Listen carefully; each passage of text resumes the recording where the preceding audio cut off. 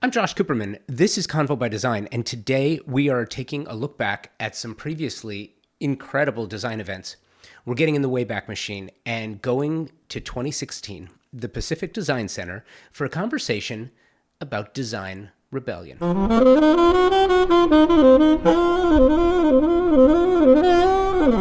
This is a look back at a conversation recorded live in the Pacific Design Center in West Hollywood, California in 2016. It's a very strange experience for me, gotta tell you, to rerun past episodes, including the original open. My voice changes every year, just like yours does. And while I've gotten, you could say I've gotten comfortable with the recorded sound of my voice, strange cadence and often tangential leaps, it is very odd hearing these older episodes. But I do it because I started recording these conversations in 2012 for a 2013 Convo by Design launch. I did it because, believe it or not, when Convo by Design began, I was the only one there to record these events. Seriously. So I'm glad I did it, and I hope you are as well. I hope you enjoy this. This is a lot of fun. We'll get to it right after this. For over 2 years now, you have heard about my partnership with Thermosol. So you know that I have extremely high standards for Convo by Design partnerships. Thermosol is an extraordinary partner because there is this rare combination of intuitive design with exceptional performance.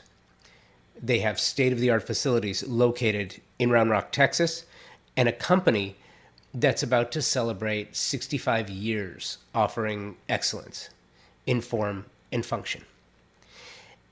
The Wellness and Design Thought Leadership Series presented by Thermosol is a programming feature that regularly showcases remarkable design talent and how they do what they do and the manner in which they do it, allowing designers to emulate successful strategies and make smarter clients who know what questions for of top professionals. If you want to understand more about this company and their history, please check the show notes for the link to episode 221 with Thermosol third generation CEO Mitch Altman. He explains the history behind the company, and really that's what makes this company so special. Combine that with the cutting edge technology, their world-class domestic facilities, and you have a company delivering predictable elegance upon which you can rely. And nowadays, how important is that? Thermosol.com.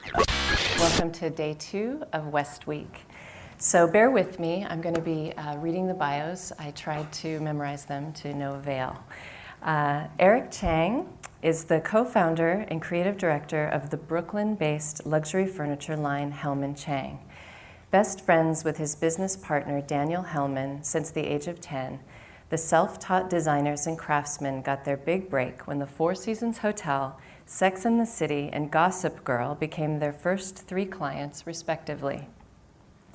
The fully customizable Hellman Chang line is now represented by 13 designer showrooms across the country and completely bench-made one at a time in their 16,000 square foot Brooklyn studio. The duo is equally known for their unique, timeless designs and uncompromised craftsmanship, as they are for their popular national ad campaign featuring them woodworking in their studio in bespoke suits provided by Italian fashion house Canali. Most recently, Chang was selected and photographed by Annie Leibovitz as part of a global rebranding campaign by UBS Bank that honors entrepreneurs in creative industries. Please welcome Eric Chang.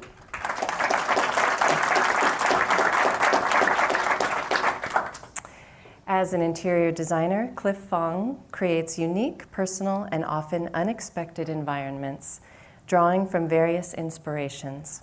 His work is largely residential, but includes many notable commercial spaces, such as Michael Voltaggio's Ink restaurant and Pistola.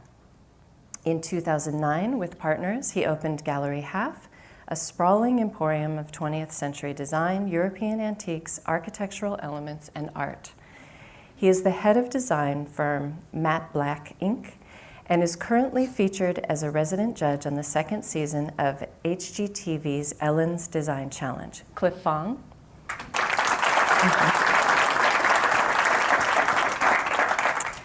Patrick Tighe, FAIA, is principal and lead designer of Patrick Tighe Architecture in Los Angeles. The firm is committed to creating an authentic, contemporary architecture informed by technology, sustainability, and building innovation. The firm has a strong and diverse body of projects that include city-developed affordable housing, commercial, mixed-use projects, civic art installations, and residences. Patrick was awarded the Mercedes T. Bass Rome Prize in Architecture and the American Institute of Architects Young Architect Award. Tighe is a fellow of the American Academy. His firm's work has received numerous awards, including 8 national AIA Honor Awards, and he has been published extensively. Ladies and gentlemen, Patrick Tighe.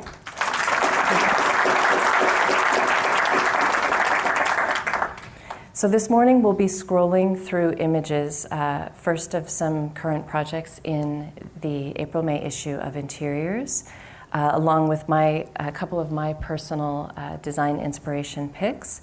Then you'll see the work of Eric Chang of Chang, which includes his furniture designs, images of he and his business partner compromising those beautiful suits, and his design inspirations.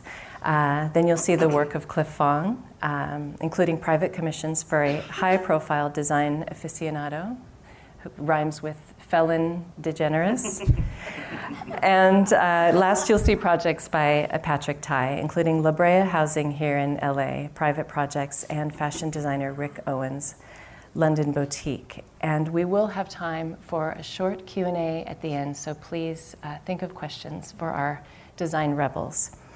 So without further ado, we'll start the slideshow. And I'd like to start with a quote by Sister Parrish. "To not dare is to have already lost. We should seek out ambitious, even unrealistic projects because things only happen when we dream." And that might be a little bit kind of Disney princess fantasy quote, but it's really true in the world of creating and design, that good things happen when you think big. So you're seeing a few big thinkers from our April-May issue, and you'll see a couple of my personal design inspirations, including Billy Baldwin's Garden in Hell for Diana Vreeland. She told Billy that she wanted to live in a garden in hell. And so she was absolutely enveloped in this crazy red chintz. And then Sister Parrish started out designing Howard Johnson restaurants and ended up designing the yellow oval room of the White House. So as we roll through Chang, Eric, I wanted you to just tell us briefly about your design journey. Sure. You kind of covered some of it, but as you said, I'm best friends with my buddy Dan over there. And back in high school, we were pretty nerdy. Instead of going to house parties, we were shacked up in his parents' garage, and we were building furniture. We would rent woodworking books from the library. His dad would pull the car out of the garage. We'd buy crappy tools from Home Depot, and we would just kind of teach ourselves how to woodwork, and just totally fell in love with the process. I ended up going to NYU. I studied finance and marketing at the business school there, and he went to Northwestern. He studied classical guitar performance. We met back up. It's a perfect segue. And we met back up in New York, and we both had day jobs. Went on Craigslist and found an old wood shop in Brooklyn. And this was before Brooklyn was considered, super hip as it is now. And we rented a little 50 square foot space in a larger wood shop that we shared with sculptors and craftsmen and woodworkers. And we just went every night after work till 1 a.m, every Saturday and Sunday, and just kind of just fell right back into it. And on a whim, submitted a piece to the Best of Your Awards with Interdesign magazine. Ended up winning, and that was when we got the call from the Four Seasons, and kind of the rest was history from there. Within about a year and a half, we quit our day jobs, and we were building furniture full time. And that's kind of how we got to where we are. So completely self-taught within design. And then here are some of my inspirations. We get into that real quick. I typically don't look at other furniture lines or people within the industry for inspiration. to me, where you find the best inspiration is through the emotional connection with people. And people like Ralph Lauren, Andy Warhol, Elon Musk are pioneers in their industry, not because of the reinvention necessarily of design, but of how they make you think and how they make you feel about it. And so if I look at it from that perspective, that gives me the basis from which I can guide the rest of my company and the rest of my designs. Beautiful. Cliff, tell us a little bit about your personal design journey. Well, I studied art history at my university, and I've always been interested in the arts in general. It was a big part of our it was something that our parents strongly emphasized growing up. I never really thought I would do anything in particular that sort of related on the amount of activity that I do now. I sort of thought maybe I would teach, or I'd have a slightly more sedentary life, because I come from a family of eggheads and they kind of do that. But I started spending a lot of time in Europe during my adolescence because my father lived in Wiesbaden, which was sort of a spa town outside of Frankfurt. And I would usually spend maybe a week or so with him and then a few weeks traveling on my own and going to museums in European capitals, noticing architecture, cross-referencing a lot of that architecture, art, with historically important design. So when I started working in fashion in my late teens and early 20s, and I was traveling to a lot of European capitals, I started, my way of souvenir shopping was buying design. So I think maybe in my early 20s, that's the first time I discovered a Jean Prouvé chair or a Hans Wegner chair. And for me at the time, it seemed like a very expensive thing. Now, it's really expensive, and I don't think most of us can't really even touch that kind of furniture now. Fortunately, clients can. But I started collecting this kind of furniture and bringing souvenirs home. And one day, a friend who had been at my house said, "Oh, maybe you can help me with my house a little bit." And they were going out of town, and they asked me to cat sit for them. I had left fashion, and I wasn't working at the time. I was actually living at the beach, and I was literally a beach bum. I think I'd wake up at 1 o'clock in the afternoon. I'd pick something to do each day, maybe like do the laundry, so I'd put my laundry in the washer one day, put it in the dryer the next, fold it the third day. I was really, I mean, it was perfect. Then after cat sitting and fixing up that client's house, a few friends had seen it and asked me to help them with their homes. The friend who I originally did that for asked me to do another home, and that friend happened to be Ellen. And I think 16 years later, I think I've done over 20 homes for her. And now, actually, you know, we've been friends for a long time. Now, actually, she represents a very small kind of percentage of what occupies my work now. But she happens probably to have the biggest draw of any of my clients. So we have over, I was telling Eric earlier, we have over a dozen active projects on the East Coast, over a dozen active projects on the West Coast, half a dozen on the East Coast, and have a few projects in other places in the world. So I think I went from being a beach bum to being very busy without actually, I think, really being so deliberate about it, just following the creative stimulation of what was presented to me. So Patrick, as we're running through some of your work, tell us what brought you to the design milieu. Well, I grew up back east. I grew up in Lowell, Massachusetts. Lowell's kind of an industrial mill town, and I think that was kind of my first,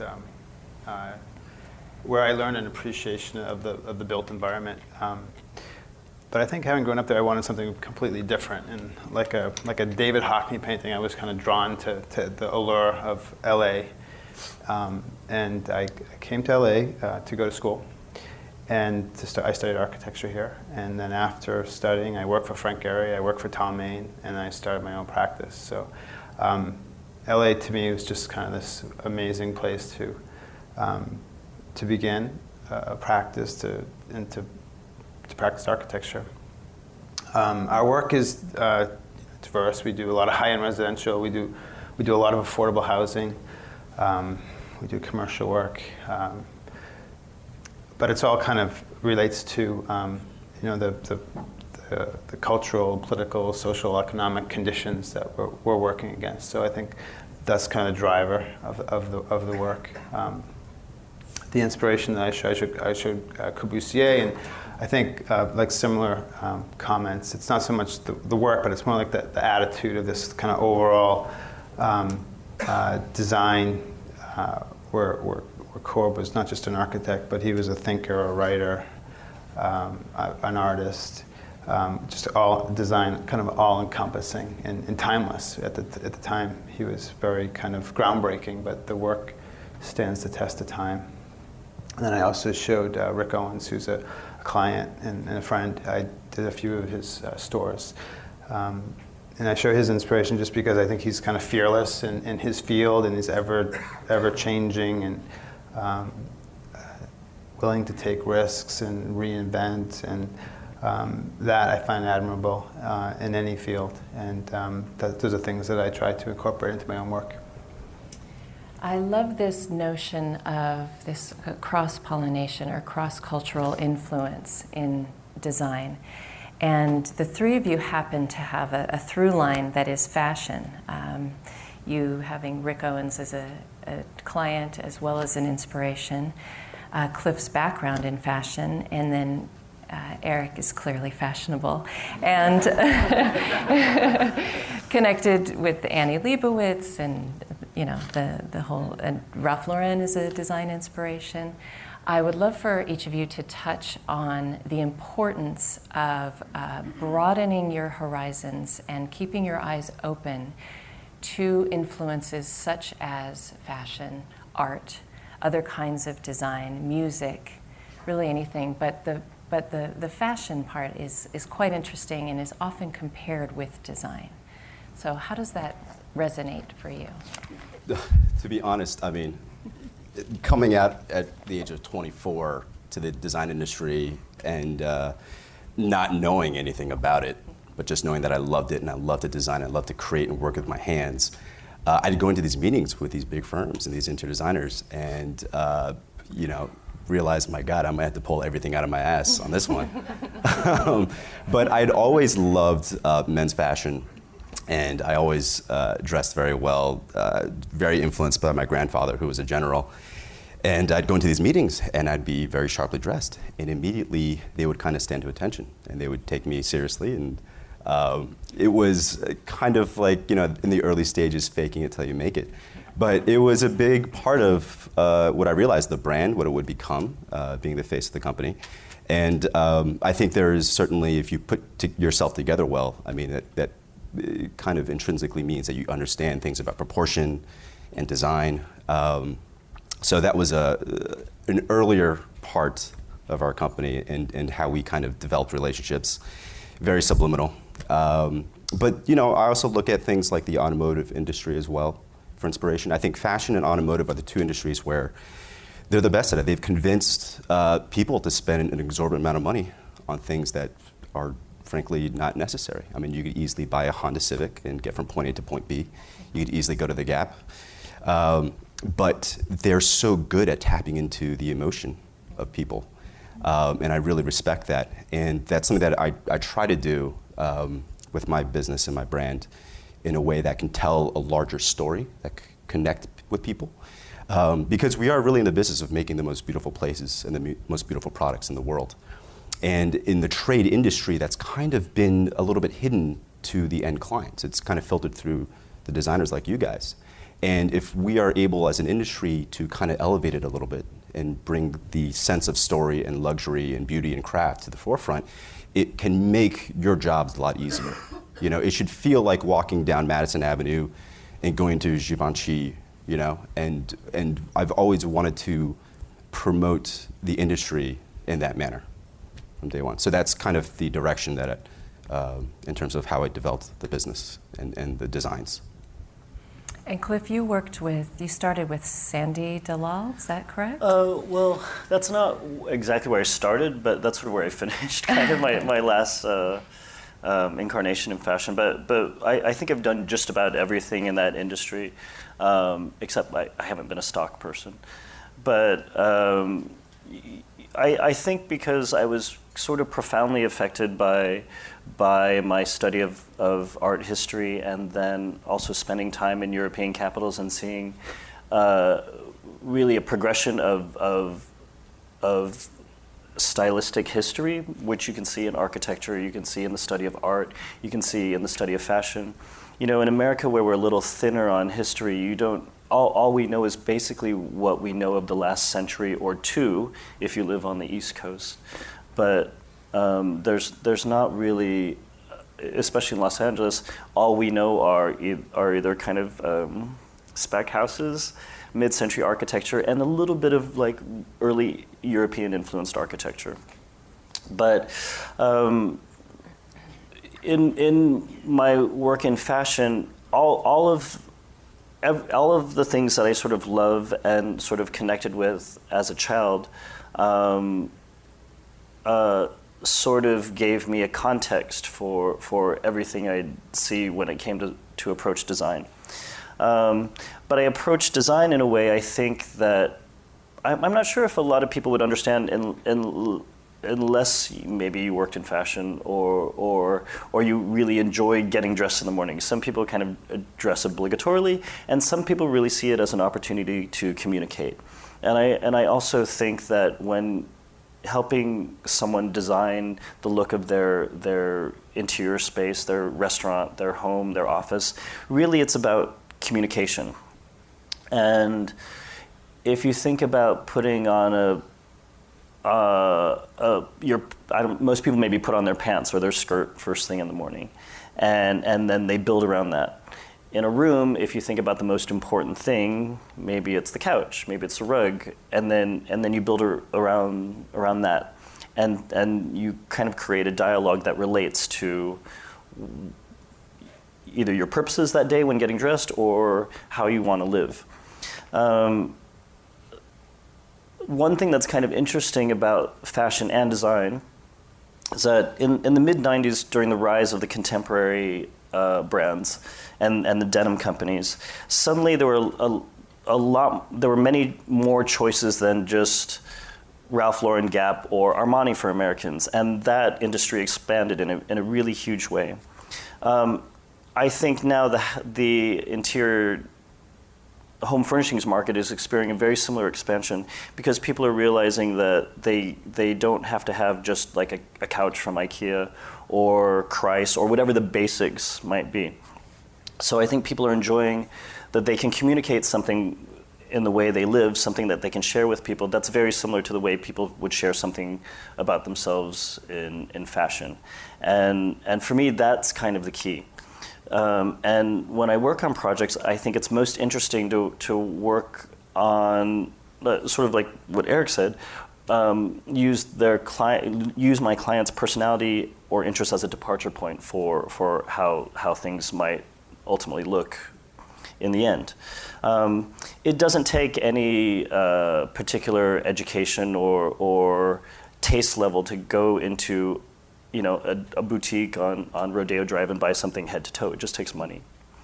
But I feel like when I recognize someone's individual style, when I recognize things that are kind of stimulating me, they're about a clever mix of things. So if you walking on the streets of New York, you see people who have great style. They're mixing something vintage with something designer, something basic from the Gap with a beautiful cashmere sweater or a tailored piece of clothing.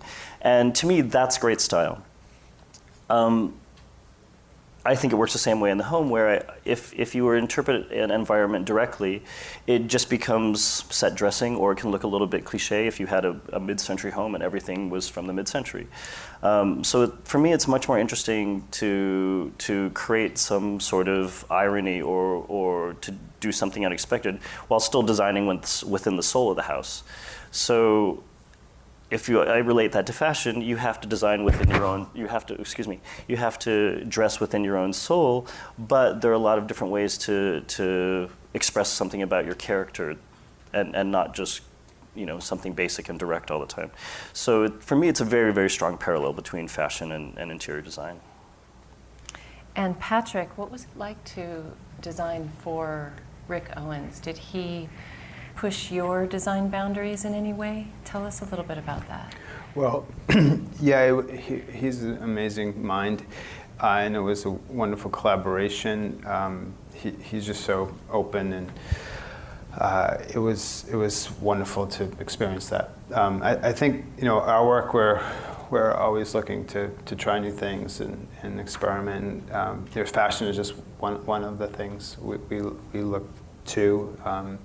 Industrial design, science. I mean, there's so much to draw inspiration from. I think it's important in order to grow, in order to move forward, that you need to have these kind of outside influences that kind of help influence the work in one way or another. But I'm very much interested in collaboration. I think the best work can come from a good collaboration. We try to surround ourselves with the best people, and that tends to lead to good results. So, I think finding inspiration in outside sources is crucial, and then finding the right people to partner with is crucial, or at least for us anyway. You talked about collaboration. Was that a fairly collaborative process? Was he pretty hands-on with the boutiques that you designed for him? Yeah, at the time we were very much interested. We're always looking at, like I said, new fabrication techniques and new materials. And for him, we were working with a certain material and a certain fabrication technique that spoke to some of the things that he was interested in. So in that way, it was a great collaboration because we were both interested in similar things, and we both kind of explored that together. So that's like the perfect collaboration. Nice. Eric, you have said building this business was never about the money. And now I know we all need money, a certain amount, to actually do your bidding, your design bidding. So is that still a driving force? Is passion behind design ultimately? Passion is everything. Like I said, being self-taught, I didn't have like a set of rules to design within. So strictly, it just came from an emotional standpoint for me. When you have that, like you guys know, you had that aha moment, you're designing something, you feel it. And it's not because you read about it in a book and you're following a specific rule or guideline in design. It strictly kind of came from the soul. And for me, that's how I design. When I have that little aha moment, when I have that emotional connection, I know other people will feel it too. And for me, design is about connecting with people through the medium of furniture for what we create with our hands. So if I do it with passion, I know that it will be recognized. I know that it will be appreciated. And I hope that it will sell, because ultimately that is the goal, to keep the company moving forward. But yeah, I mean, it was not about the money. I came from an advertising agency that I'd started with 3 other friends in college, and that had become wildly successful, and I was doing that primarily in college and out of college. And I left it, and my partners, that company is now an $80 million company, and they have multiple homes, and I went with my gut, which was to be in a wood shop. I mean, literally, I was in my Soho loft office on a Tuesday, and then on a Wednesday, I was in the wood shop in Brooklyn with Dan, and we were sanding tables. And I didn't pay myself for 2.5 years to rebuild something strictly out of a point of passion. Yeah, that's the passion design model, isn't it? Mm-hmm. Not getting paid for several years. Well, we'll hope for the $100 million commission for Hellman Chang. How do you know that you're onto something different? How does that happen for you when that aha moment that Eric talked about? How do you know that something's right and coming together in the right way? Well, I'm not sure actually. I don't tend to think of things in a reflective sense in the way that they might relate to the outside. so usually if I'm designing from, hopefully always from a pure creative place, when I come across something that's kind of new or different, I think that's one of the most gratifying moments when I create something that I didn't necessarily expect. Because I think, during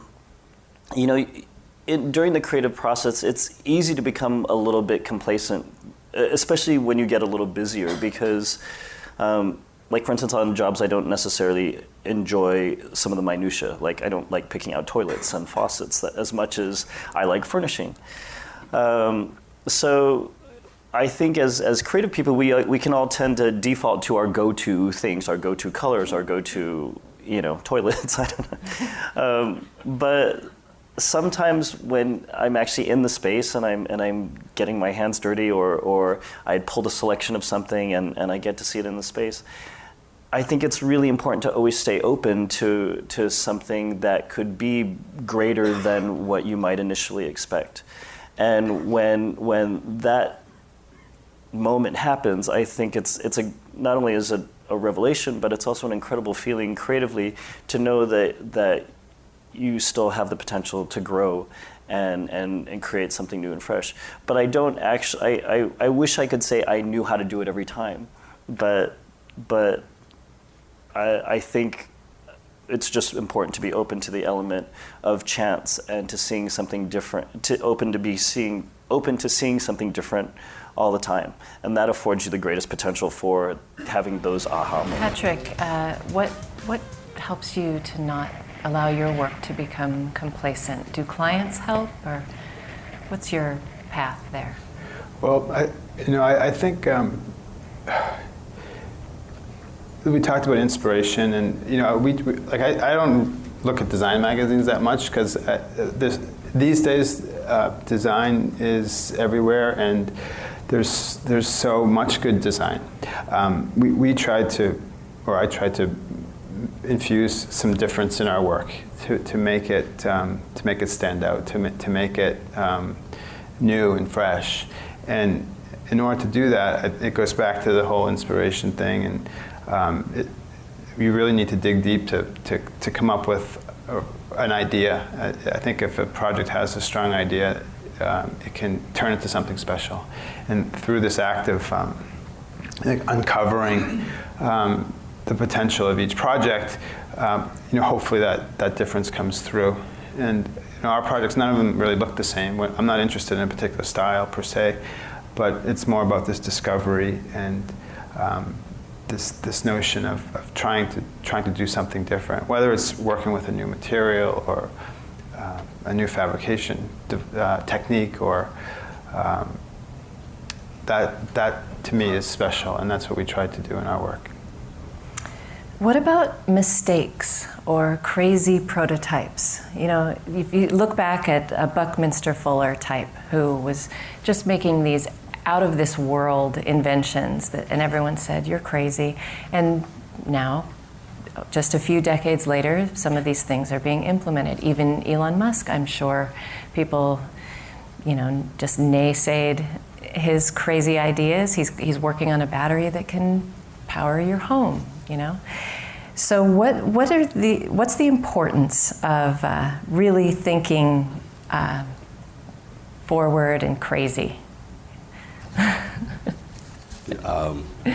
Well, I think that the only way you learn is by making mistakes. It sucks when it happens, but after you get through it, you're like, wow, that was a great learning experience. You're never going to grow when people just heap, compliments on you. It's great for the ego, but nothing else beyond that. But referring to like Elon Musk, or I don't know if it was him or Richard Branson, who they're trying to get to Mars, and you were talking about fearlessness before. I mean, this guy said, he knows people are going to die on the way there, but we have to do it. I mean, who says that these days? What CEO of a company or politician could say something like that? I mean, that's true fearlessness. And it's kind of a mistake when people die, but that to get to the next step, it has to be done. Maybe that's a bad analogy, but But I like mistakes because they're just awesome learning experiences. You know your limits. You test your limits. You humble yourself, and there's no better way to evolve, I think, in my mind. Dying for Design by Eric Chang. How about you guys? Have you had any mistakes? Have I ever made a mistake? Have you ever made a mistake? Yeah, every day actually. No, I think I feel the same way. I mean, it's kind of a cliche, but yeah, you have to. If experimentation and yearning for something new is part of what you do, inevitably you're not going to have a success all the time. So I think that's just par for the course and an inevitable part of the process. One of the reasons that I really enjoyed putting this panel together was your different paths. And I'd like for you to each touch on why it's important for many paths and backgrounds to be present in the world of design and the built environment. Eric, you're self-taught. You attended grad school at UCLA. You know, you've all come together to make great things and to push the envelope, to use another cliche. So why is it important to have many paths in design? Anyone? Well, I think I think no matter what it is that you approach in life, the more experiences you have, I think the more you bring to that moment in your life, whether it's creative or not creative. So, you know, the more you see of the world, the more you experience different things, the more you stay open, the better your perspective is on what it is that you're being addressed with, you know, immediately. So I think the more one gets out there, the more open you are to suggestions, the more you experience, it can only enrich your creative output. You know, the furniture industry is age old. I mean, it can only be reinvented in so many different ways. And I think coming at it from an outsider, perhaps that gave me just a slightly different perspective. That I hope to, you know, bring something more refreshing to the table, and I think that's really necessary. And I'd love to see other people do the same thing, not just for this industry, but other industries. I think that's really important because it's so easy to get stuck in our ways, and it's a very slow-moving industry. You know, I'm constantly, it's like pulling hair. Like I'm just like, I want to move faster. But I think having a slightly different perspective is really, really helpful. And I think there's a lot of young people coming out in the industry today that are hopefully on that same path, truly talented, creating really unique products. So there's one in the audience today, John Pomp. You guys don't know his lighting. It's absolutely incredible. But he's also doing so much for the lighting industry in our field. So it's really kind of refreshing to see other people come to the forefront.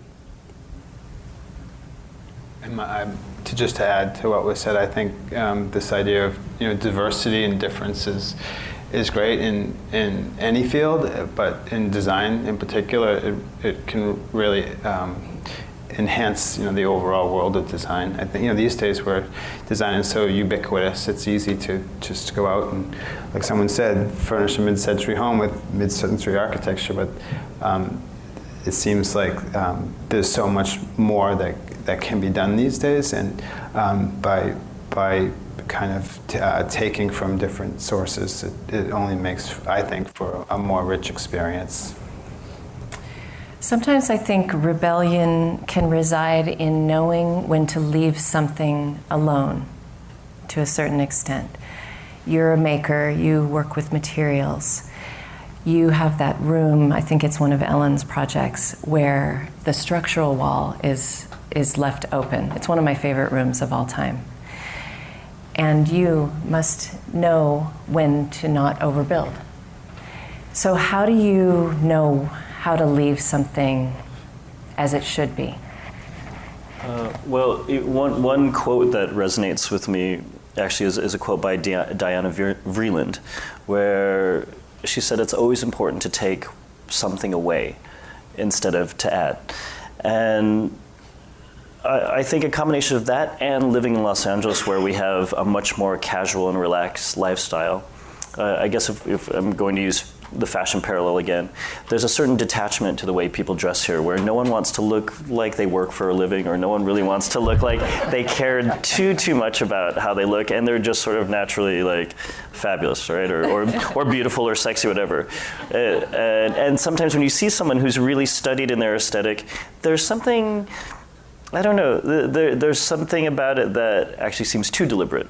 So where interiors are concerned, if I kind of use that analogy, I think people don't want to, or most of my clients anyway, wouldn't necessarily want to live in a really formally designed space, or rather, that's not what they would come to me for. There are other designers in the more formal sense who would make carpet and drapes that match, or choose a color theme or something, where I tend to shy away from this a little bit. But I think my greatest hope is that I might come and go from a project and people wouldn't really know I was there. Hopefully they recognize the value of what I did for them, but I might create something that really feels like my clients did it themselves with kind of a nice level of cultivation or curation. And I think that comes across if I make sure that I just don't overdo it. And it's not my nature, it's not my philosophy, and most of the people who come to me, I think also have this interest in being a little bit casual or detached from their environment. I love that you described the whole fashion thing while representing West Coast and East Coast. That was great. For me, keeping things simple is very important. I mean, good, lasting design must remain timeless. That's a very key thing. Otherwise, it's going to stay in a particular moment. So when I design a new piece, Dan and I also go back and we go in the shop and we actually prototype it ourselves too. I'd say the design is like 80% done, and then the last 20% is while we're building it. And it really is like sculpting. You're seeing it come to life, and you could decide to take something away here or add something here. But that allows me to kind of know where and when to stop. But really, the ideal is the timelessness of it. And you can't be heavily ornate. It's got to be simple in form, yet it can be, elaborate in subtle details. And that's kind of my guideline. What keeps you from overbuilding? Well, I think we're probably all on the same page on this one. In architecture, there's a lot of factors that influence the project along the way. Things get changed, and budget concerns, and all kinds of issues during the building process. But for us, I think it's really important that we try to maintain kind of that original intent of the project, and make sure that kind of shines through in the end. I think our big thing is to try to maintain the integrity of the project from the very beginning to the very end, and oftentimes that means fighting for certain things that are at risk of being eliminated from a project, and I think that's part of the conversation too. Can you be rebellious on a budget? I think so. I think oftentimes projects with lower budgets can be wonderful. They force you to do things that you might not have done otherwise. They force you to look at new ways of inventing. Constraints can be sometimes huge opportunities. So I don't see it as a problem. I think sometimes it's good. Is that true for both of you too? Yeah, I think so. Absolutely. I think, in life in general, we all have to exercise restraint. So for me, it's not really a surprise to have to do it for somebody else in that creative process. But it is exactly as Patrick said. If you have a budget, you need to be a little more innovative, and a lot of really beautiful things are born out of that innovation. I think one of my favorite things is seeing something very humble, a very humble material used in an innovative way. And I think one of my least favorite things to see is an environment that is full of bells and whistles or too many luxury finishes. So the budget issue for me is generally a non-issue within reason. But I didn't pay myself for 2.5 years. So. yeah, enough said. Since we're here in Los Angeles, why do each of you think LA is a good place to, oh God, so many cliches. Think outside the box, push the envelope, whatever. Be rebellious. Frank Lloyd Wright said, you turn the world on its side and everything loose will land in Los Angeles. And architects and designers flock to this city to experiment. So what is it about LA, and you're an East Coaster, you can speak to Brooklyn if you want, Brooklyn in the house, but what is it about this city that is so inspiring? Well, I think the really nice thing about this part of the world is I think people are a little more open to all possibilities. And maybe this isn't exactly the right way to put it, but I think also people here aren't educated in design in the same way they might be in an older city like New York or Paris or London, where the level of design cultivation is such that I think people might choose to live in a slightly more formal setting, where here people are a little more relaxed and open, and the lifestyle is very relaxed and a bit lazy. So the idea that you could create something new for somebody is a little bit easier to receive here than I think for somebody who has worked with a history of well-heeled decorators. I guess the other thing here, also I could get in trouble for saying this, is that there's also a lot of new money here. So there are a lot of people who I think do very well, but have not really learned to live with their money, and a lot of that comes from the tech world. Obviously, some of that comes from the entertainment world, and in a place where there's always a lot of innovation. So people who have kind of come into money a little earlier are also, I think, a little more open to how to spend that money, or rather they might actually need direction on figuring out how to live a more interesting, stimulated, fuller life and not wasting their money or effort. So I think there are a combination of factors that I think make for great creative opportunities. Talking about Brooklyn, right now it's been a big thing, Brooklyn, New York, and the world is looking at Brooklyn in terms of what's going to come out next, and it's become this epicenter for art and design, and the energy there is just unbelievable, which is why I've loved being there for the past 10 years. But I also love LA. I spend so much time out here. It's like my second home at this point. You are listening to a really fun chat from the Pacific Design Center's West Week in 2016. We'll be right back. So listen, Wallpaper's having a moment, a well-deserved moment that is allowing designers to craft and create in new and amazing ways. Convo by Design has a new partner this year. This partnership includes participation in our remote design house Tulsa project, of which you will be hearing a lot about this year. I've been working closely with an exclusive group of partners, and I am absolutely thrilled to be working with York Wall Coverings. This company has been crafting exquisite wall coverings for over a century, with an archive that dates back to the early 18th century. This deeply rich history provides inspiration for the future, and the designs available through the York Wall Covering Studio have long been lauded for their authenticity and craftsmanship.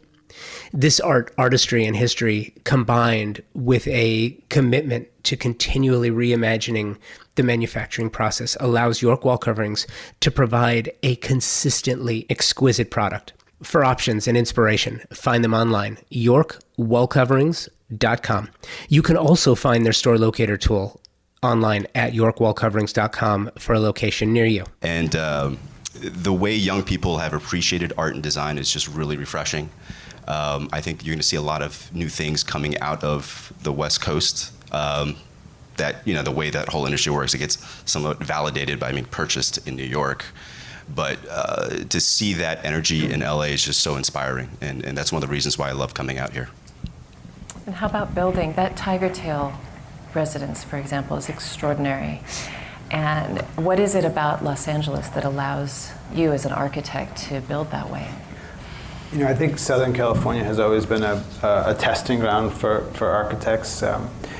You mentioned residential design. If you go back, architects like Schindler, Neutra, Lautner, they all came to LA to experiment and to create new architecture. So there is kind of a freedom here. I think it's just kind of, I don't know, embedded in the environment. And you go to another generation of architects. So much of that, what's very much relevant in the architecture world today, started here in Southern California. If you look at, Frank Gehry and Tom Main and Eric Moss and Frank Israel, what they started here in LA really kind of transformed the field. So there is this. I think it comes with a sense of freeness, optimism. There's definitely an engagement with the landscape. And the weather, of course, has something to do with it. And the people, the people here might be a little bit more adventurous. So I think all those things kind of factor into the fact that, LA is a pretty exciting place. And now, design-wise, I think in architecture and interiors, a lot of the, most kind of important work is coming out of the city, whether it's being produced in the city or made in the city, but it has some kind of connection with LA, and that's pretty exciting. And you're a native East Coaster, so you feel like you have more freedom here, or you probably wouldn't have stayed. Right. Yeah, I can't imagine doing what we do in Lowell, Massachusetts, but yeah, it's a great place to. When I came to LA, I never thought I'd stay in LA. I thought I'd go back east, but LA kind of, I don't know, just gets under your skin, and the more you stay here, the more you actually appreciate it. And it's a great place for me to do what I do. Great. Well, we'd like to spend a few minutes with audience questions, so please don't be shy. I want to see hands. We have rebels here. Anyone? Okay, I have a question. Okay, here we go. I'm curious about, as an artist, how you think about placing art in your interiors, or what kind of role art as a expression form and kind of integrating design with art in your spaces. To paraphrase, the question is how to integrate art into interiors. Well, for me and my team, art is a really, really important part of our program and working with clients. We have a lot of clients who are art collectors, some of who are on the board of museums. We have a lot of clients who are interested in art. But I think one, as a cultural mirror, art is really, really important. And I think the more we surround ourselves with it, the more we understand about the creative world we live in. Additionally, I think it's always important to support young creative work. And I love emerging art. I think it's much more interesting to have a piece of art on the wall with some meaning than to just choose something decorative for its color sensibility or its subject matter. So any opportunity that I get, I'd like to share fine art with clients. So I think it's really, really important. For the clients who already have existing collections, we often design around a lot of that work because I think it's important to be seen. And I don't think, I think maybe 10 years ago, art was something not primary to most people, so it was just something to occupy or fill some space. So now, where I think many more people are interested in the world of fine art, when you find a great piece of art, I think it's as important as your lighting or a beautiful chair or sofa. So it's all part of the same. It's as equal in its importance and the dynamic as anything else. I just arrived in Los Angeles, so I don't know. But the avant-garde architecture I saw in Dubai, the project they are going to do in Abu Dhabi with Jean Nouvel. Jean Nouvel? I thought that's incredible. I never see something like that. Maybe it's not too much design. Maybe if you go inside of shops or something, but I never see something like there, you know. On another hand, maybe the danger, the design here, or maybe here is to mean around the world, because after everything is the same everywhere. No? But maybe I found like too much standard, you know. Too much standard. So the importance of avant-garde design. It's I don't know. I don't. When you see Diana Brilland, you see that's its originality, you know, because there is a creator, is an artist, but maybe design has the danger to be too much rationalistic, and this minimalism, you know, is necessary to mix up with Baroque or with other things. Thank you. So, how do we keep design avant-garde? It's basically the gist of our conversation, and not too terribly rationalist. Well, I think we touched on it before. You know, there is this kind of globalization of design these days, where before you could go to a flea market and find a very special piece. These days, it's pretty hard to do, right? Because you go on First Dibs and all the good stuff is there, and it's very expensive. You can't afford it, and now everyone knows about it. So it's that kind of I don't know. I guess. Design exposure that's good. It's very good, because everyone appreciates it. A lot more people appreciate design now than they had in the past, but it's also maybe more challenging to do something that is a little bit out of the norm. And I think that's good for us, because it keeps us on our toes and keeps us trying to reinvent what we do. So I think maybe that answers the question. Thank you for staying on your toes. The design world is better for it. Unless there are any other... I have a question. Okay. Each of the panelists speak maybe from their perspective, their feel about who they see as being the carrying the torch into the future. Like, who are the rebels? Who are the new rebels that you're seeing in your own field or any field that's sort of carrying this role for you? New rebels. I think I kind of gave a shout out to John over there. There you go. And there's Kodor Design out in Seattle, a young woman out there. She does tremendous work. Really respect her work. I think in my industry, there's been a movement, at least I hope there is. My passion has always been about proving to the global design community that the best design in the world and the most finely crafted products in the world can actually come from America and can come from Brooklyn, New York. And thank you. I think that is something that is really important to American designers and their clients. When we started the company, it was really, you know, Dan and I just loved making furniture, and we loved doing it the old-fashioned way. Like, we loved the hand-chiseled mortise and tenon joinery. We loved the oil-rubbed finishes. And we started the company basically in 2007, 2008, right when the economy crashed. And pre that time period, it was a consumption-driven economy. And after the economy, after the recession, it wasn't that they couldn't afford the furniture anymore. It's that they wanted to invest in better products.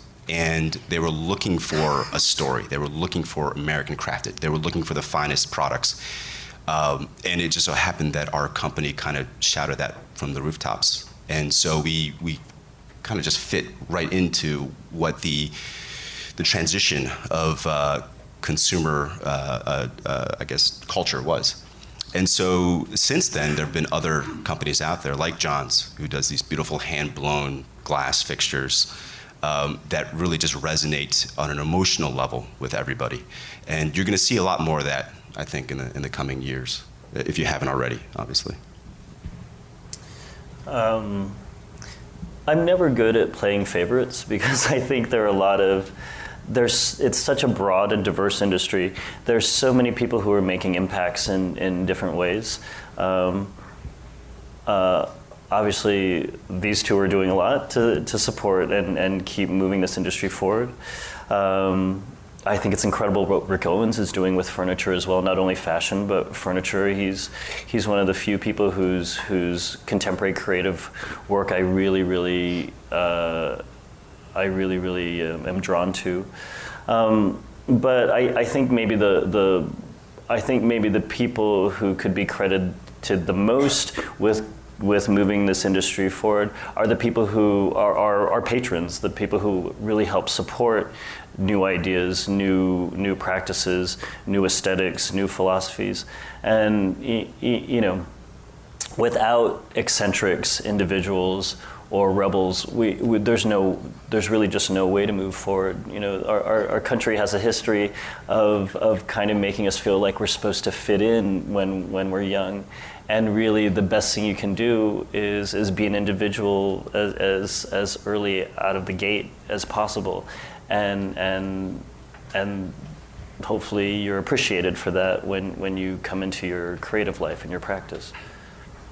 Are there any young firms or makers? Yeah, well, I think our field is constantly evolving, and it's important that we kind of recognize that and recognize how it's being done. So for me, it becomes with like new means of innovation.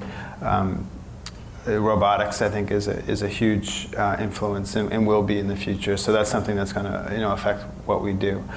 New ways of building, new ways of implementing materials into the work. So for me, I don't look at a particular person per se, but more about like the newest ways of doing things. And I think that's something that we all try to keep on top of, and something that is going to drive the profession moving forward. Well, please join me in thanking our panelists, Cliff Fong, Eric Chang, Patrick Tighe. I know you love talking about great partnerships the same way I do. Let me tell you about an incredible design partner who is working with us on the Convo by Design Remote Design House Tulsa project, Franz Wegner, a company created in 1899 in Attendorn, Germany. They started manufacturing brass beer taps. In 1921, the company expanded to Buenos Aires, manufacturing brass faucetry. The company launched in the US in 1992, and Franz Wegner Premium Collection began in 2008. Franz Wegner crafts high-quality, premium faucets with the objective to create a design-oriented luxury product that exceeds the standards set by world-class designers and architects. Pretty heady stuff, and they do it. If you see a Franz Wegner faucet, it is stunning. You use Franz Wegner faucets, and they perform flawlessly. Product you can depend on after over 120 years designing a truly stunning faucet line. For more information and to check out the entire line of faucets, visit franzwegner.com. So I'm going to spell it for you, right? FranzVegner.com. Thank you, Franz Wegner. Thank you so much to the Pacific Design Center and this incredibly distinguished group. Loved it even more now than I did then. Like wine, art, and architecture. A good conversation only gets better with age, and I am so happy that I could share this with you. Thank you to Convo by Design partners and sponsors, Thermosol, Article Furniture, Moya Living, York Wall Coverings, and Franz Wegner. Please make sure to check the show notes for links to each of these remarkable companies. Thank you for taking the time out of your busy schedule to subscribe and listen to the show. I appreciate you. Until next week, remember why you do what you do. Be well, and take today first.